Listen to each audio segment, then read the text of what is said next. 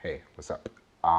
Somebody was inquiring and wanted to know what we used in order to integrate 3D and photography, right? And I was surprised about that because we don't do that too much. The short answer is Blender, Photoshop, but I'll show you anyways. It's gonna be a quick overview, not really a tutorial, but yeah. I'm gonna be showing you 3 different photo shoots. This one, that one, and that one. Let's jump into our first one. So our first one, as you can see, is this sparkly dress, and I wanted to put more sparkles because there can never be enough sparkles, you know. So we added these things coming off of the dress and gracing the atmosphere with its glory, I guess.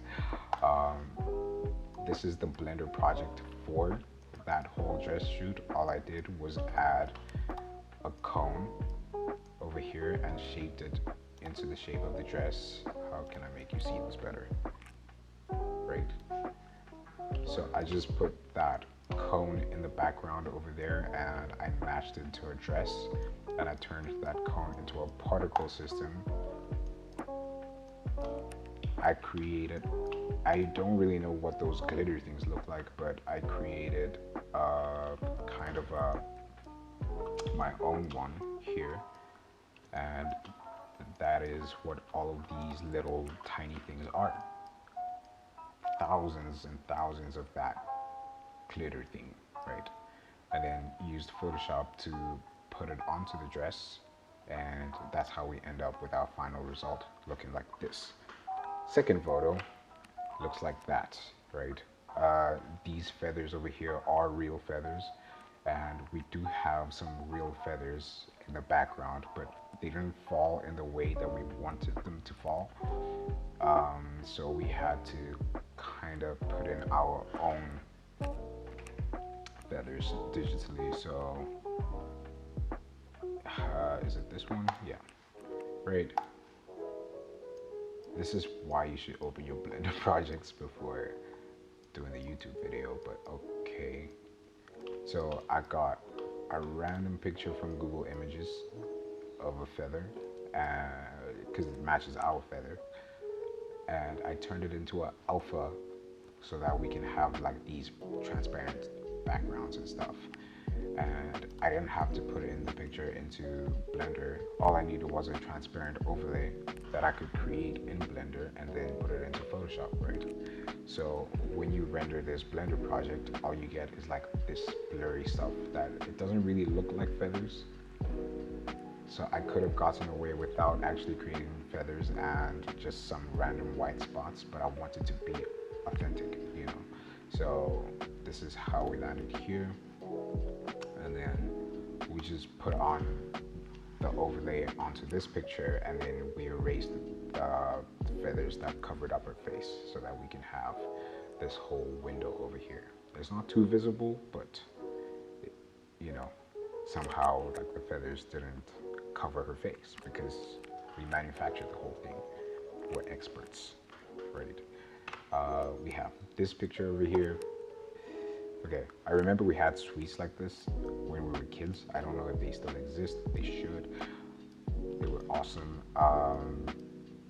But like this was to emulate one of those, what do you call them? Your candy photo shoots, your candy shop, candy store photo shoots, you know? And I was like, hey, what if we make the candy swirl? So I took all of these different types of candies and I put a torus around it so that it could act like a particle system, and these candies would swirl around her. I wonder what would happen if we press play. Oh, they just fall. Okay.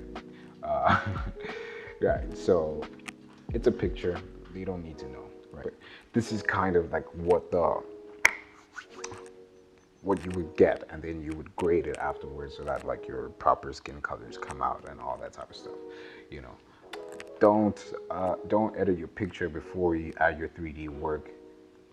Just try to match your 3D work to the original picture and then edit it after. It's gonna help everything blend. This is the final picture. I think it's been my favorite for quite a while. It's simple in the way that we did it, but I don't know, I think that just the concept just fits so much. So what we did in this one was, oh, by the way, I took references from like Catholic depictions of Mother Mary and just used those because she always had like this halo looking thing behind her. And I was like, hey, like, what if we turn that into some African Renaissance aesthetic? I think that's what we call it, but like that's what I was going for here. And I just took two tortoises and then I put them behind her head just to emulate that image of Mother Mary, right? And I put in these planes over here, which I turned into curtains. I don't know where the patterns are on these tortoises because this was done probably almost a year ago. But when we render our final project, this is what it looks like. Okay, so this is kind of like what the final image looks like. Again, this image is not graded because, you know, we want to grade it first. Oh, wait, no, we want to grade it after we have like all of our elements in, so that when we grade it, we grade everything at the same time so that everything blends in together, right? Yeah, this is pretty much it. This is the first video inquiry or video inquiry that I've ever had, which makes this video very special, I guess. But hopefully we do get to do this next week and we'll go into a special project. I'm still busy with it now, but I'll be done by tomorrow.